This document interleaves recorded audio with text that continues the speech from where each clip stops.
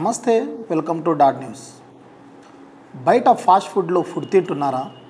తస్మాత్ జాగ్రత్త, కొంచెం జాగ్రత్తగా ఉండాలి. ఎందుకంటే బయట ఫుడ్లో ఏం కలుపుతున్నారో ఏంటో అర్థం కావట్లా. అలా ఎందుకు చెప్తున్నానంటే, తమిళనాడులో ఒక ఘోరమైన విషయం ఒకటి బయటకు వచ్చింది.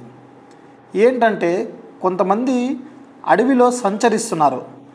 తమిళనాడులో సేలం జిల్లా డానిష్పేటలో అక్కడ అడవిలో సంచరిస్తున్న కొంతమంది తుపాకీలు పట్టుకొని సంచరిస్తున్నారు.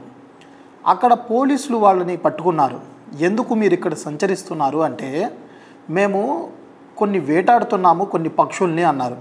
ఏ పక్షుల్ని వేటాడుతున్నారంటే మీరు, మేము గబ్బిలాల్ని వేటాడుతున్నామన్నారు వాళ్ళు. గబ్బిలాల్ని వేటాడి మీరేం చేస్తారు అంటే, భలే చెప్పారు. గబ్బిలాల్ని ఏం చేస్తారు ఎంతండి, బయట తింటున్న ఫాస్ట్ ఫుడ్లో చికెను, చిల్లీ చికెన్ అని ఇస్తున్న ఏంటి, అవేగా మేము ఇచ్చే మాంసమేగా అని అన్నారు. సడన్గా ఆ పోలీసులు కంగు తిన్నారు.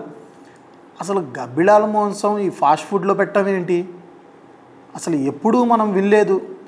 ఎప్పుడైనా అప్పుడెప్పుడో కొన్ని చోట్ల మనం చూసుకుంటే అప్పుడు పిల్లి, కుక్క లేదా ఎలుక మాంసాలని కొంతమంది పెద్ద పెద్ద రెస్టారెంట్స్లో పెట్టి చేసేవాళ్ళని అన్నారులే, కానీ ఇది అయితే ఎక్కడా చూడలేదు.